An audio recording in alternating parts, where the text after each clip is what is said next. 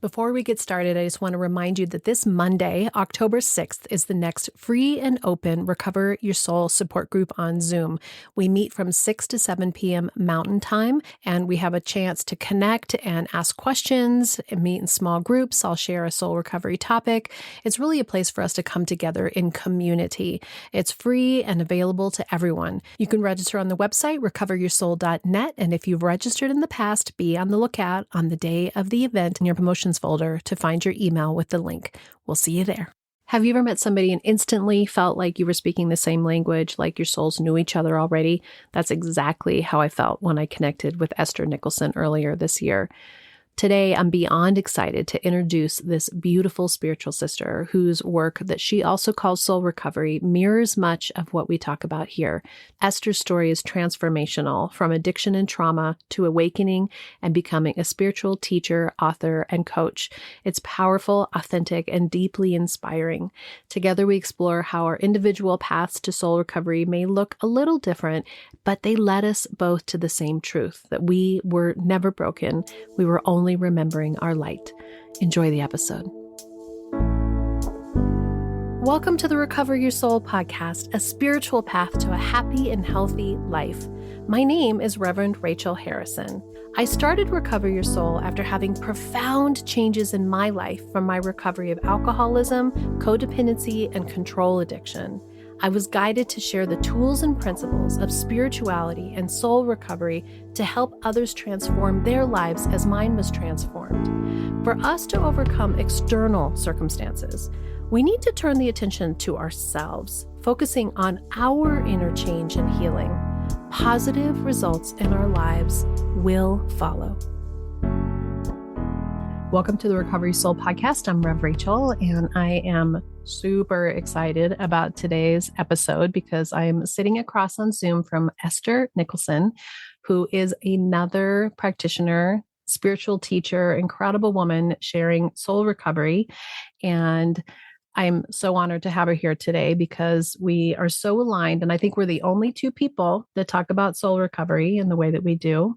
And I really am excited to have you here to talk about what you're doing, how you're using it, and how our community can access your take on soul recovery. So welcome, Esther. Thank you so much. It's my honor to be here. We met again in this last year a couple times. You came into the Denver area and spoke at a couple Unity churches. And I'd had your book in my bookshelf. And I can't remember if I found it before or after, because when I came up with Recover Your Soul, that's what Spirit gave to me. Rachel, recover your soul. And then I started talking about soul recovery. And then when I had you sign the book at our meeting, I was like, she signed it before. I've actually met her before. And then I remembered long ago, years and years ago, you had come to Columbine and given a talk. And it was like as if it flooded in. I remember that talk was so empowering and so beautiful to me. So you've been this whisper all along the way around recovery and spirituality and seeing the 12 steps in a different way. And so I'm just elated to talk to you today. So much. I get excited. So trust me, I'll get passionate up in here because this is my jam. This is why I'm here. So give people who don't know just a quick story. I'd always rather talk about the solution, the growth, the expansion that's happening than the hard story. But you, like me, went through your own addiction, and that's what's brought you to where you are today. And I think that without that story, that soul recovery to a lot of people wouldn't make sense. And I think without that story, I wouldn't be in this place of continuously rediscovering and being restored to my soul. So I've been sober, recovering from drugs and alcohol and those other typically known addictions for 40 years. I'll be 40 years in recovery on November 1st. I know, it's right? I can't believe it. That seems impossible, by the way, because that would make you have gotten sober when you were about 5 years old, because you are so beautiful and look so young. So anyway, go ahead. Thank you so much. That's what soul recovery does, because the soul is ageless. Mm-hmm. birthless and deathless. And when we connect to it energetically, then that human construct, that human concept of aging is diminished. It dissolves. It doesn't hold weight. It's not reality, right? I remember before I was 5 years old that I thought I was the center of the universe because I was so in conscious contact with my soul. And I believe that children are because they haven't been conditioned yet. They haven't been quite trained yet in the belief that they're not worthy or that something's wrong with them or that they're not enough, or maybe they haven't experienced, I hadn't experienced enough trauma by that time, but I was still purely connected to my beingness. And I thought I was the light of the world, and I was free, and I was happy, and I was spoiled, and I wanted what I wanted, and I didn't care. And, and I danced and I laughed and I trusted everybody and I loved everybody. And I felt good. I was my authentic self. And then my first day of kindergarten, I'm so excited to be around other little kids. And I'm bullied immediately on the playground, where some little kid dragged me by my ponytail around the playground. And I was fragmented and shocked and betrayed by life and abused and sad and confused. And I think when I went home and told my parents about it, that no one stood for me. Like it wasn't like a big deal. It's like, oh, kind of get over it. You're a big girl now, you're in school. And then I had a mother that when you reached a certain age where you could actually talk back and have your own opinion, but she wasn't spiritually mature or emotionally mature enough to handle that. So her growth was stunted because of her own abuse at 12 years old. And so she was a 12-year-old, 40-something-year-old mother. And she was very abusive to me. And so then more fragmentation, more scatteredness, more nervous center scatteredness and trauma and all of that. And then I was bullied in school. And I like to tell people that trauma is creative if it's not healed. And that's where the 12 steps in the law of attraction comes in, right? That it is done unto you as you believe. So the first time I was traumatized, when there was no one there to help me heal and process through that trauma in a way that trauma didn't become a part of my identity and my belief system. So I continued to create it unconsciously in other areas of my life. So little by little, I lost contact with my soul. Right. Little by little, I became disconnected from my soul, my freedom, my peace, my joy, my grace, my greatness, right? And so in my being disconnected from my soul, I share with people that my first addiction, which is when you are so attached to a belief system, a thought pattern, or behavior pattern that you become enslaved or in bondage to that pattern energetically, that no matter how deeply you want to heal it, you're powerless. You just can't. And my first addiction was to anxiety and fear. I remember a time after 5 years old that I was not afraid. I can't remember a time when I was not afraid, when I was not internally walking on eggshells, even if I looked cool, calm, and collected. And untreated fear and untreated trauma, it has to be comforted in some kind of way. I was always looking to get back home, but I didn't know to get back home through a healthier avenue. Right. So, I started getting high, and the first time I got high off of marijuana, first of all, I always hated marijuana because it made me so paranoid. It took me an hour to cross the street one day. I was trying to cross the street and the car looked like it was right here when it was like 20 blocks away. But the first time I smoked marijuana, I didn't do it because I wanted to get high. I did it because I was addicted to needing to belong, Right. from being bullied and excluded from the cool kids and all of that. It's like, so one of the cool kids said, "Hey, you want to hit this joint?" And I'm like, "Absolutely. I'll jump off of a bridge if you tell me that you like me and that I belong." So those are the addictions for me that really created those other symptoms of becoming addicted to crack cocaine, becoming addicted to unhealthy relationships, all of that. And then finally hitting that bottom that I needed to hit, where I was either going to leave this incarnation and die out of this incarnation or choose to live. Right. And I was clearly given that choice in the back seat of a taxi of, this is the moment. And it wasn't threatening or scary. It's like, you're going to either continue to go to the drug dealer's house, or you're going to get out of this taxi and you're going to fight for your life.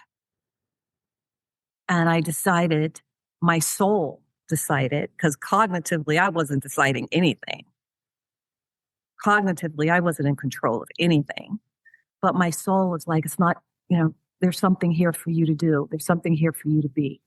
It's not time for you to do that yet.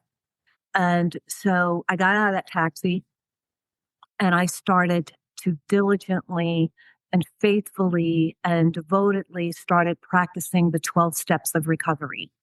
And of course, the rooms of recovery were an integral part of my recovery, because I needed love, I needed fellowship, I needed community. All of that was great. But for me, without practicing the principles of admitting that I was truly powerless, like that step, the first step, I remember the first time it came alive for me, that I really got that of myself, I could not ever get high again, not be in unhealthy relationships again, that I could not overeat on sugar and do all of those things, that I had no power, that I was completely powerless. And it was the most powerful moment in my life to give up trying to control my addictions and trying to make recovery and sobriety happen from my limited, disconnected self from my soul. So that's how I started practicing the steps and doing inventory and becoming just really aware of the resentments and the fears and the belief systems and the parts that I have unknowingly and unconsciously played in my own tragedy, and it set me free. Yeah. It awakened me to God in a way that I never knew was possible to know God. I was having actually a spiritual experience. It wasn't my daddy's God, who was a Baptist minister, or Michael Beckwith's God, who was my minister for a little while. And it wasn't anybody else's God. I had this spiritual experience just by cleaning. I call it getting your windows clean. Just cleaning all the dust off of my soul that had been buried. But I still didn't know about soul recovery, because after about 10 years of that, what happened was the steps stopped working for me.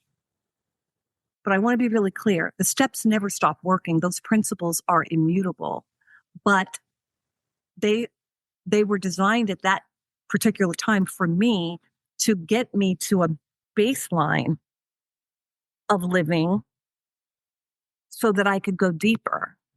And because by 10, 15 years of recovery, I was losing my mind. And not one step was working for me anymore, because I was working the steps or trying to practice the steps now from my trauma base. If we look at vibrational frequencies, if I'm trying to heal from the frequency of the problem, I stay in the problem. Right. And I wasn't able to make that connection to the power greater than myself. So the 12 steps stopped working for me. I got into metaphysics and New Thought teachings. And that was magic for a while because it's like, whoa, I can manifest and speak my word and visualize about what I want. And, then I became a manifestation junkie. And that stopped working. My prayer treatments, they call it prayer treatment in New Thought and maybe also in Unity, stopped working, became ineffective, became a dead experience. And I was dying. And I didn't want to commit suicide, but I would, like, my anxiety and my uh, emotional roller coasters they were just killing me. And I didn't want to live that way anymore. I couldn't live that way. I hit another bottom. And this bottom introduced me to the word trauma that I had never even known before. I didn't know that that's what was going on with me. I thought I knew horrible things had happened to me, but I literally thought it was because of those people or I was unlucky or something. I don't know what I thought, but I didn't know that, oh, wow, your nervous system is constantly living 24/7 in fight, flight, or freeze. Right. Your little girl is on the fetal position 24 hours a day, 7 days a week, and you're trying to function. But I knew that the 12 steps worked. I knew that metaphysics worked. And then I went deeper into mysticism, which is a huge step up from metaphysics even. And then I started doing some somatic healing to, like, really get in there about what had happened to me and started clearing that out. And it was like, oh, so one aspect of this process on its own doesn't work. But if I blend them together, the structure of the steps, the somatic healing that gets into your nervous system, rewires and resets your brain, resets your unconscious memories of trauma and all of that, and blend those together with mysticism, the oneness and the allness of God that I am, I'm not recovering from these things in life or these addictions or these patterns. I'm actually recovering and rediscovering that little girl before she was 5 years old, before she even came into this incarnation. My true and authentic self. Oh, that's what recovery is. Yeah. Recovery is the rediscovery of me, the I am that I am as me. And it became my life's work.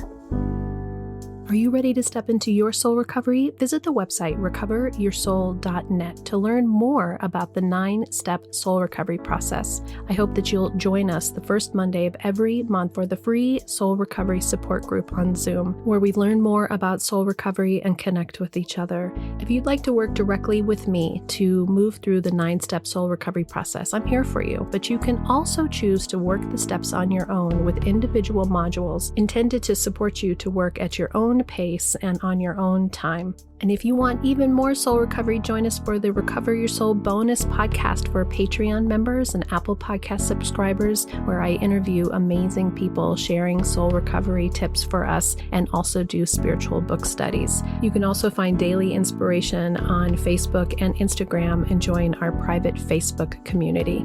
Visit the website for more information, links, and registration for everything.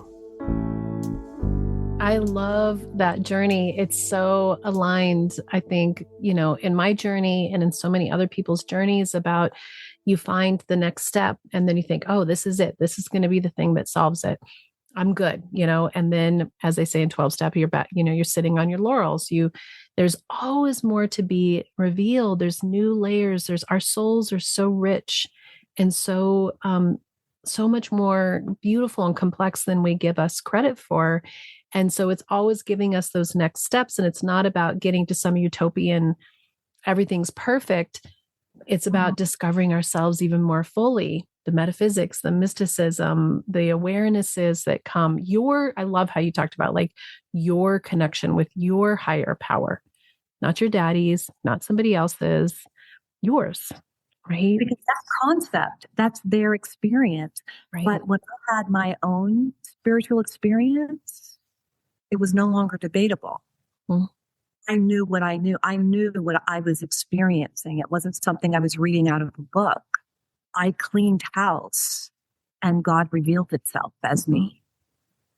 Soul recovery, I love that we feel the same way about it, which is the more and more clarity that we're recovering the aspects of ourselves that are our wholeness, our fullness of our nature, the truth of who we are. There's nothing to fix, right? We're shedding the So limiting beliefs and opening more fully to our divine innate greatness.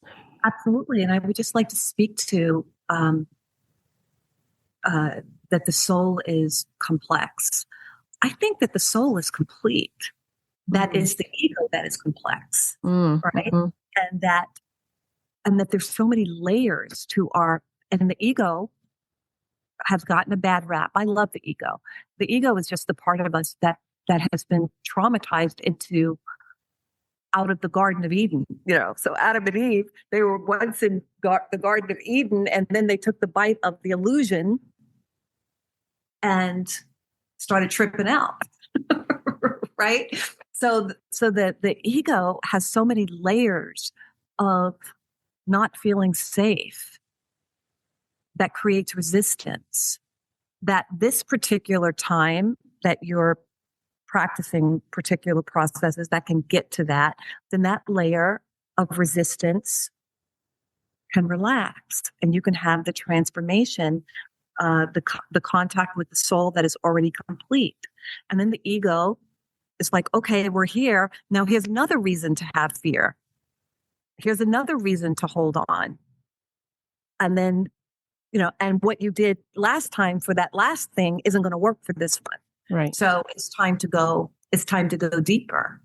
I was going to respond to in the ego part. I love that you say that because that's how I feel about the ego too. I think the ego gets a bad rap, and that we do this thing where we're against ourselves, as if there's a piece, as if we're battling ourselves versus opening up fully to all aspects of ourselves and understanding the roles that each of them plays, so that we can integrate more to our wholeness and use what the concepts of the ego to our benefit versus something that we're trying to get rid of. I think if we look at the ego as something separate from ourselves, then we're still in duality. Right.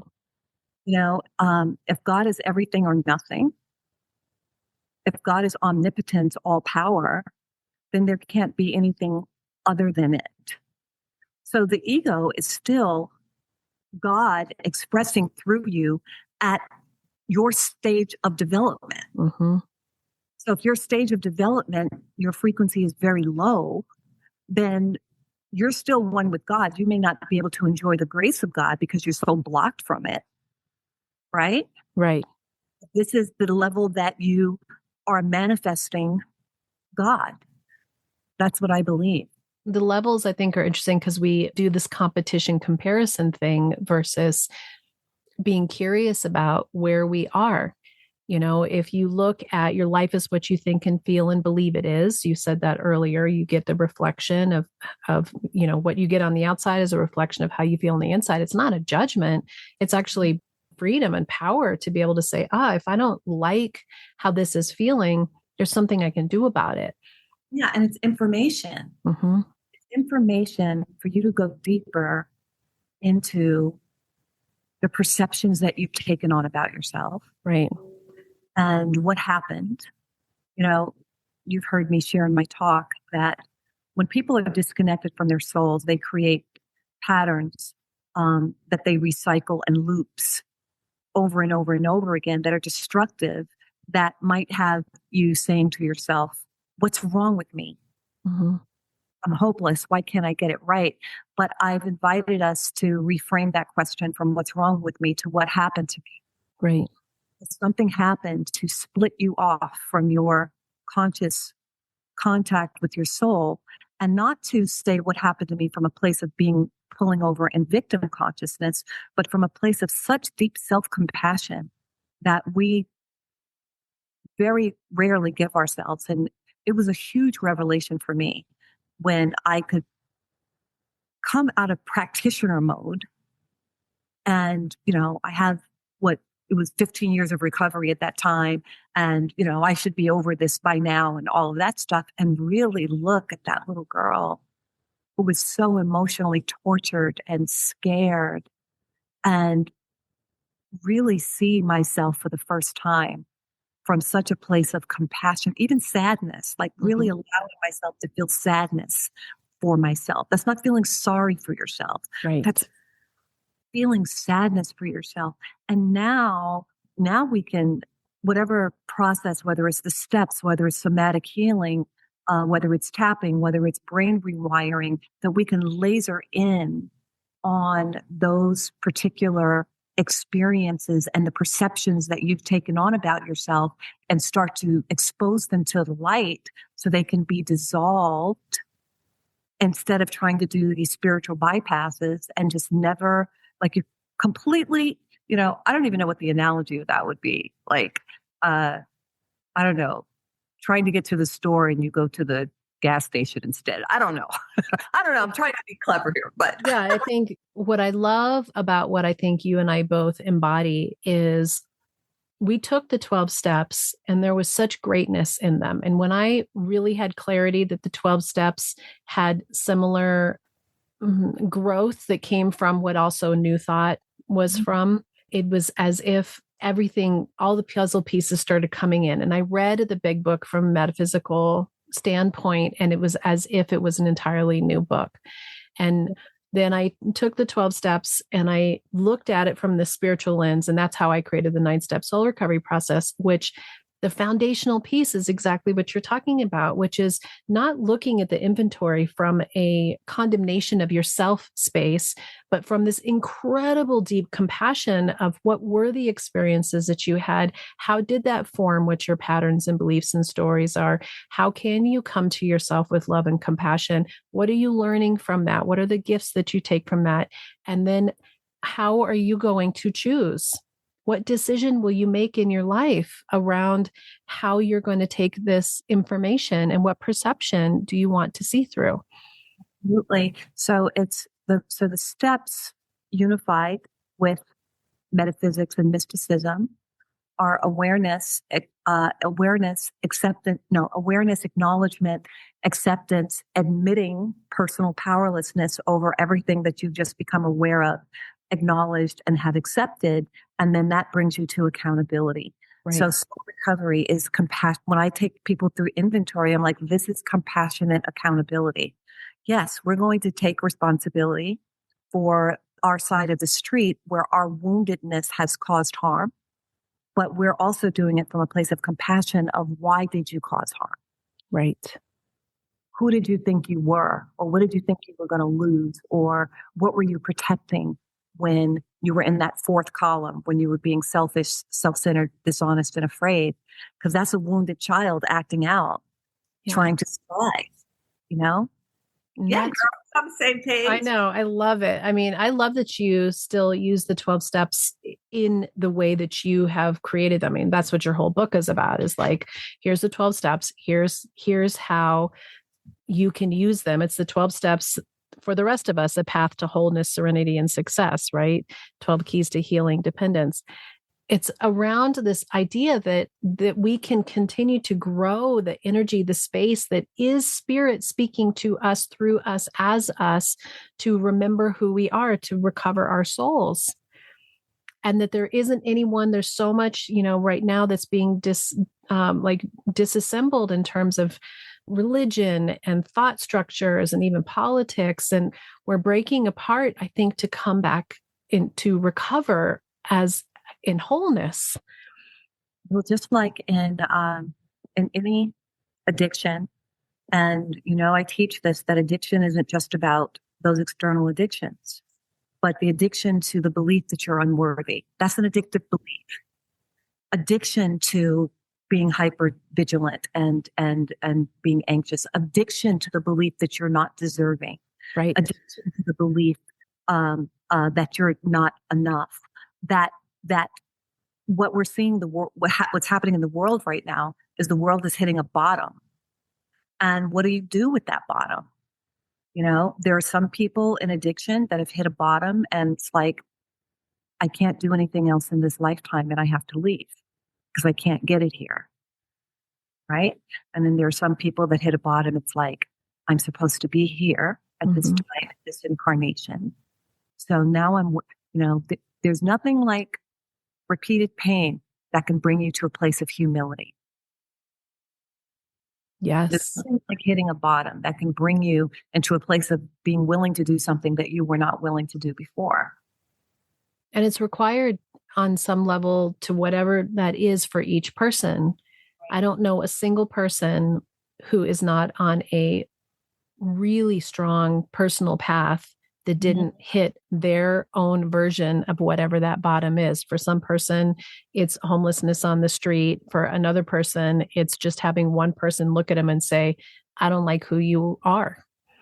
It's all relative. So you don't need to compare traumas. Right. It's a very individual thing. Whatever has you feeling fractured and disconnected and scared and self-doubting yourself constantly, it could be something that wouldn't mean anything to me. But if it affected you, it's because there's something there that hasn't been addressed. Right. It's information, not a place for you to judge yourself of, oh, this isn't a big deal. I shouldn't be feeling this way. Stop shooting on yourself and look at, okay, I am really bothered by this. Something's going on with me. My nervous system, my soul is giving me information. Our feelings are teaching us so much at each moment. When did you make the leap from working the steps and doing this work to this place where you're guiding people, where you're leading people, where you're really, in the forefront of holding space and healing others? When did that come in for you? That was not a conscious choice. It chose me. I wanted to be Whitney Houston. Which, by the way, if you've heard her sing, she is. I had, it's like I was a licensed practitioner, spiritual practitioner, for 10 years.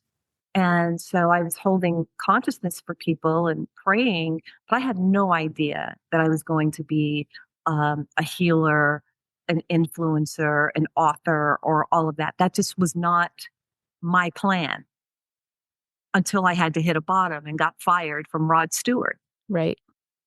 Which forced me. And I tried to get on tour with so many people after that. In my desperation, tried to get on tour with Sting and Paul McCartney. Doors closed. Interesting. And I'm on the floor and my manager said, "Your soul recovery. You need to write a book."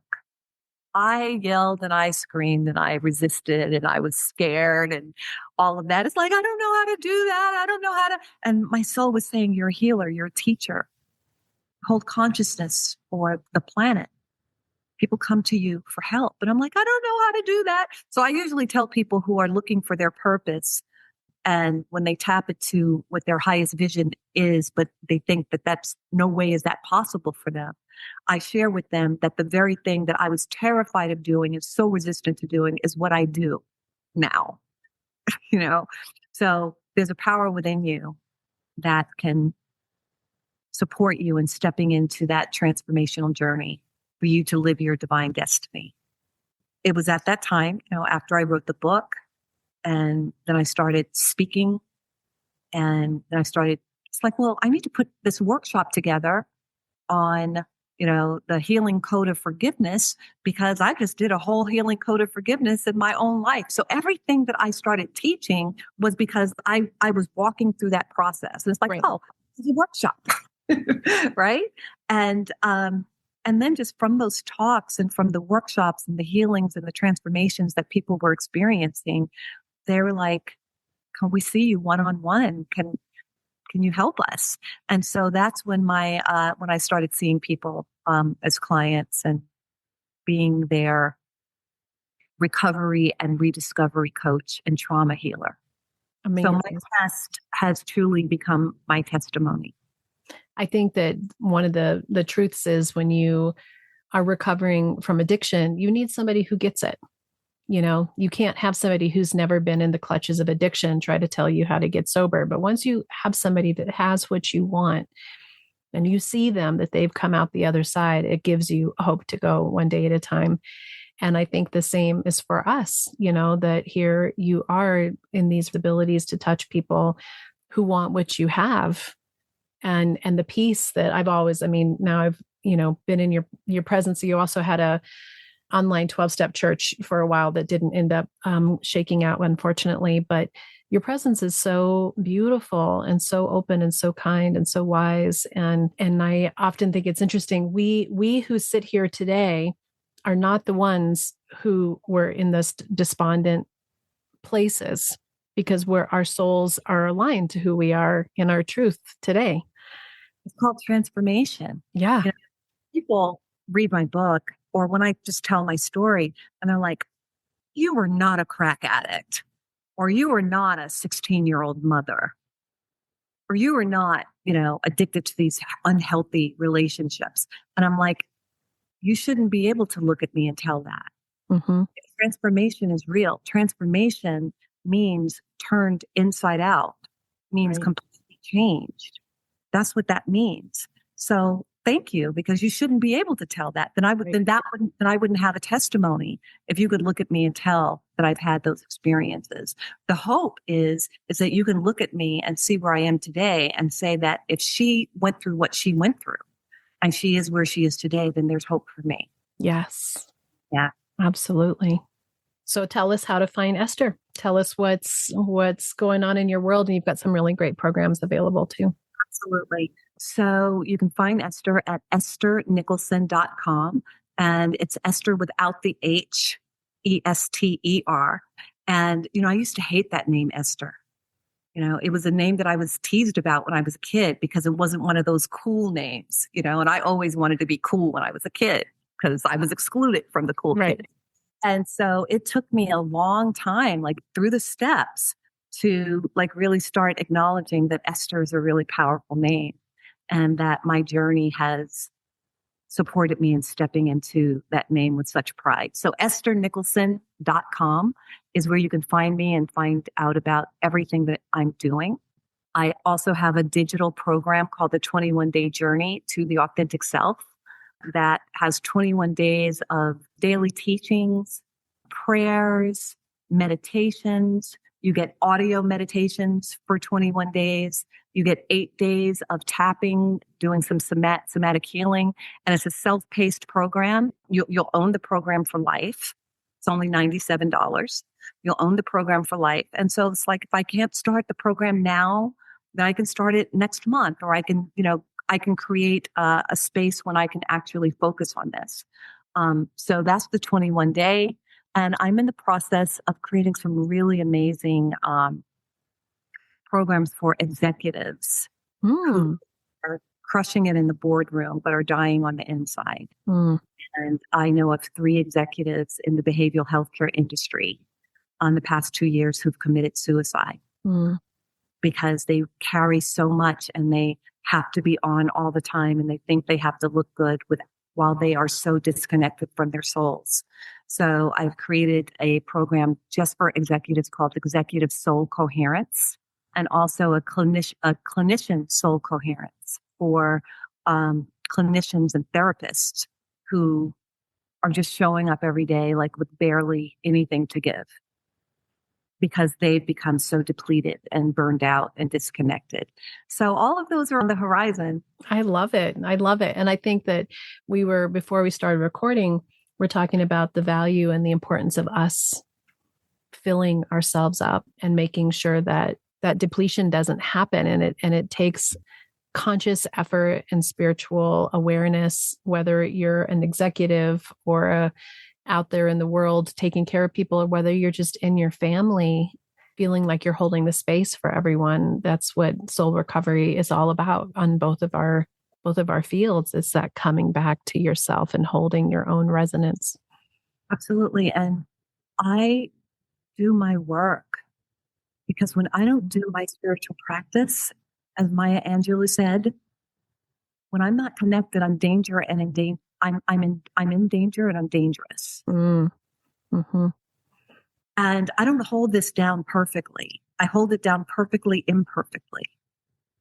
And I'm so tapped in. I know when I'm off, and I get off. I get scared. I get triggered. I'm just so grateful that I have a comprehensive path to get back home, to just get back home, to know how to allow God to take care of me. Beautiful. Yeah. Thank you so much for coming and sharing your soul recovery with my soul recovery community and Recover Your Soul. And it's just, I love that we've connected, and I feel like you're such a heart sister, and I'm just grateful for your time. Know you. I'm just so grateful to find a sister. Yeah. Not many people are speaking our language, and yeah, but the world needs us. Thank you. Until next time, namaste.